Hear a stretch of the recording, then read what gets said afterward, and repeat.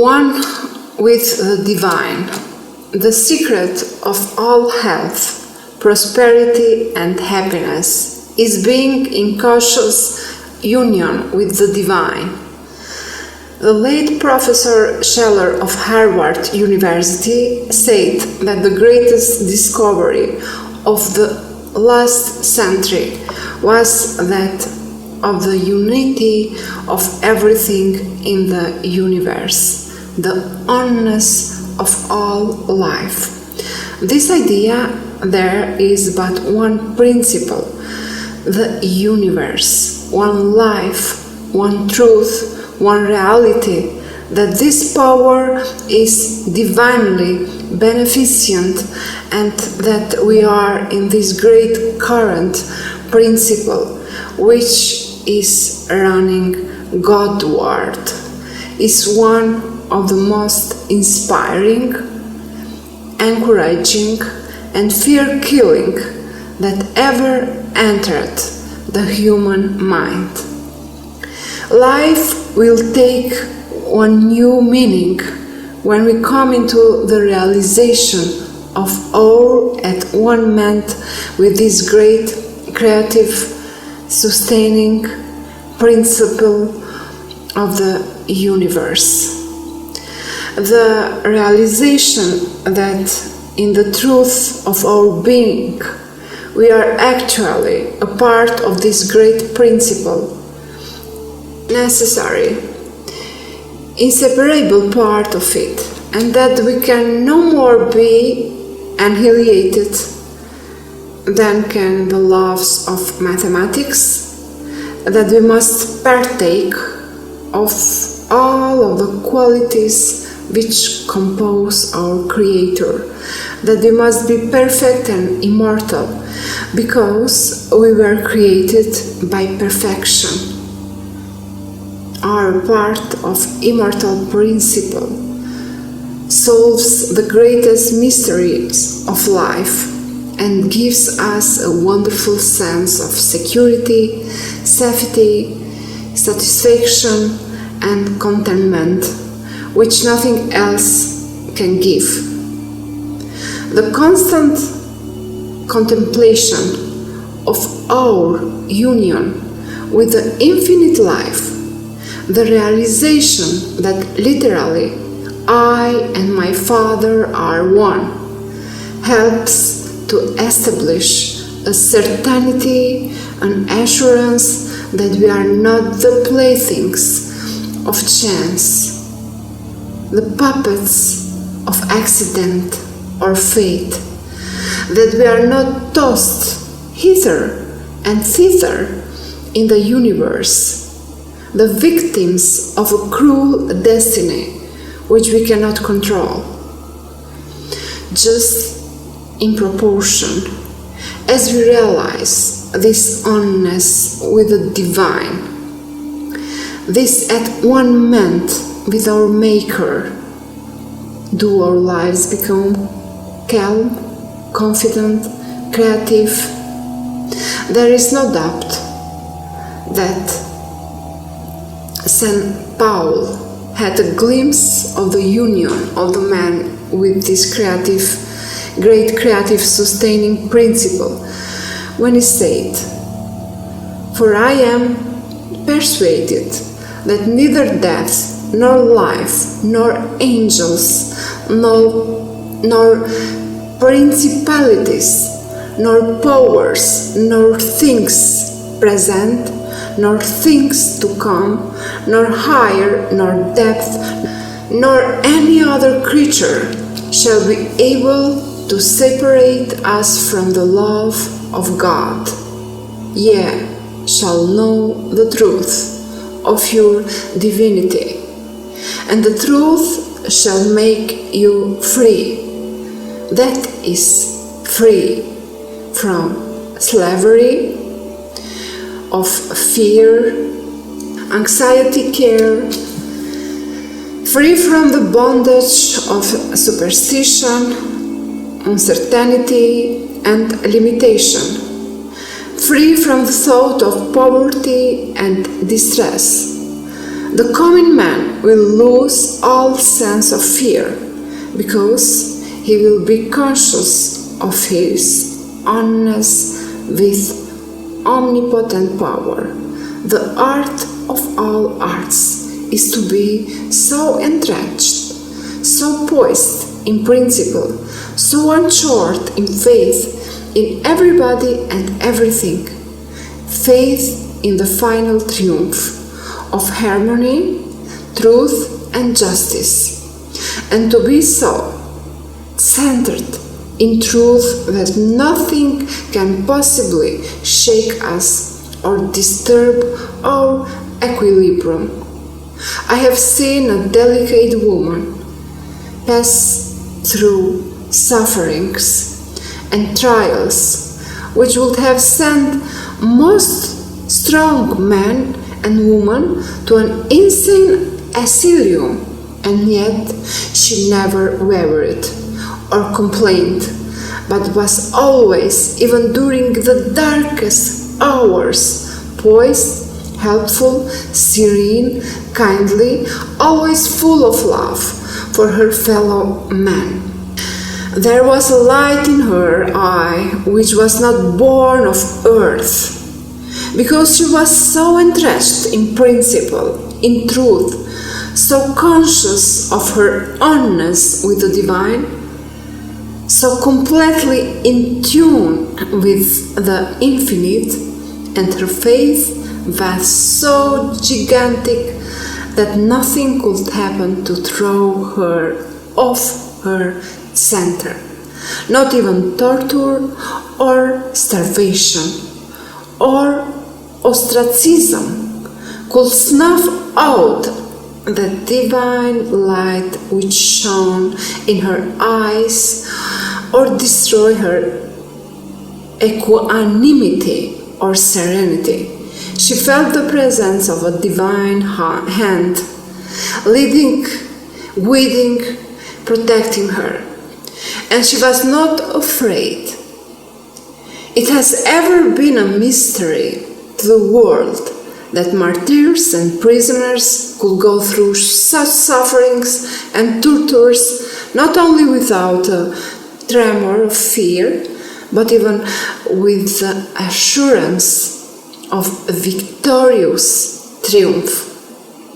The reason is that they were anchored in eternal principle, buttressed by truth, justice, and right.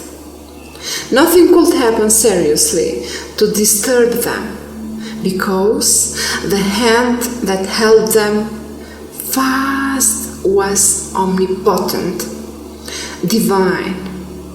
The mind that has once caught a glimpse of its at-one-ment with divinity, that has felt in tune with the infinite, is never again afraid of anything that can happen to it, because it knows the closing of one door may only mean the opening of another, perhaps to infinitely greater and grander opportunity. The closer we are to divinity, the nearer we are to the limitless source of things. When we feel strongest, when we feel conscious of the power which is back of the flesh, but not of it, when we feel that we are in touch with divinity, our power is greater and our supply is larger. If we could only open ourselves without stint, without restraint, fully to this divine inflow of power, what forces our lives could and would become. We are so weak and inefficient because we shut off this power by our wrong thinking, or virtuous living. No man can be really strong while conscious of wrongdoing. Every time a man does wrong, he weakens himself by so much.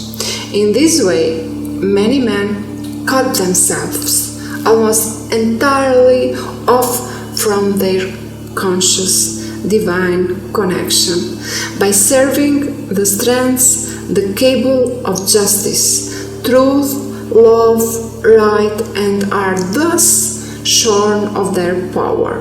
Much of our greatest dishonesty is with ourselves. Each wrong act cuts a strand in the cable which connects us with our God. This accounts for the cowardice of a criminal who was once a hero. He has cut himself loose from his Creator, Father, and the consciousness of this separateness from the great principle which he inherited from him gives him a sense of isolation, uncertainty, helplessness, and the feeling that he is no longer a complete man. Every time we do wrong, every time we depart from the truth, every time we commit a dishonest, unworthy act, do a mean,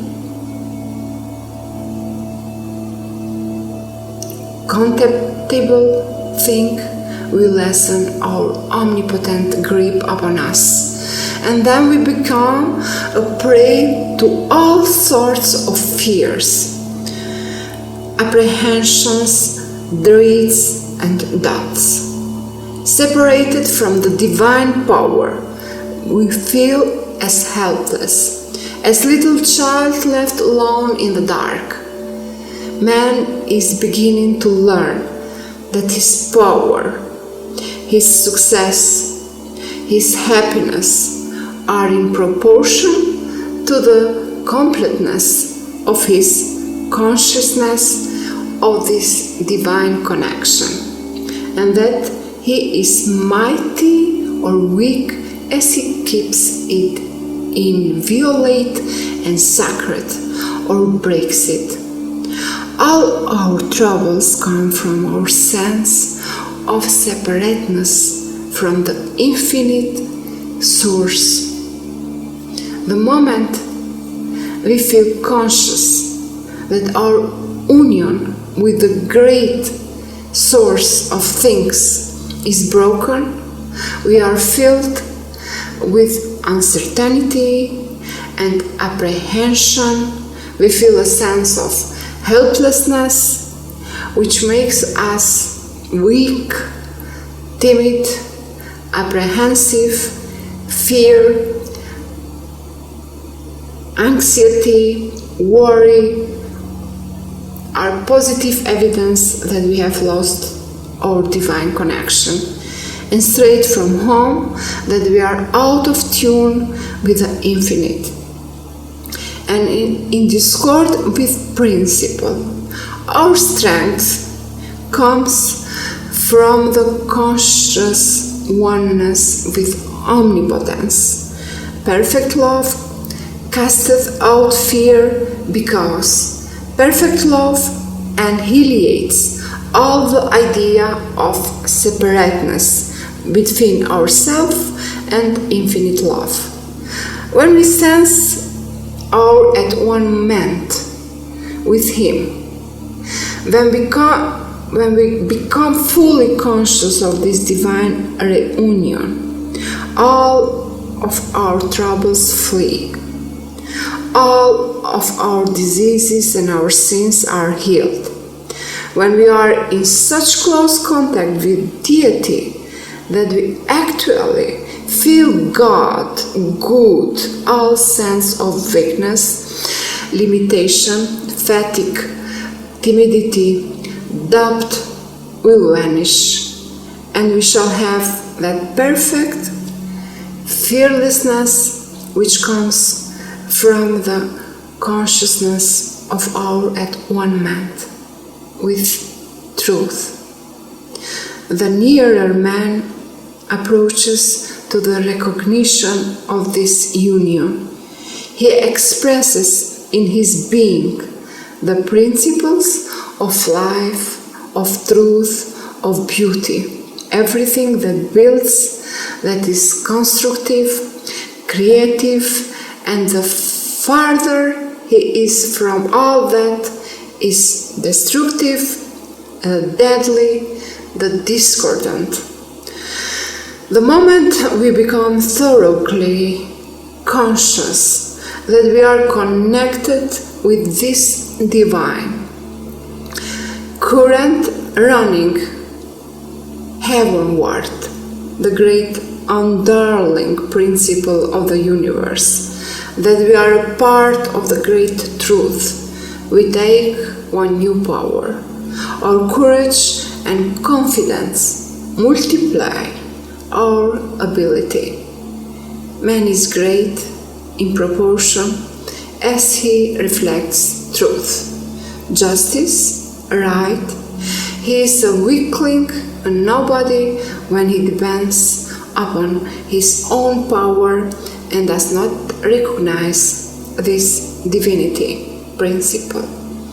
No man can attain to the maximum of his power until he recognizes that he is a part of the great principle of the universe. The divinity that shapes our ends is in ourselves. It is our very self, the very holding of the thought that we are truth itself, that error is abnormal to us, that we are harmony and not disorder, that we are principle of life, the very essence of love, justice, truth, beauty, gives us peace, serenity, a steadfastness and spiritual uplift, which no material things can bestow.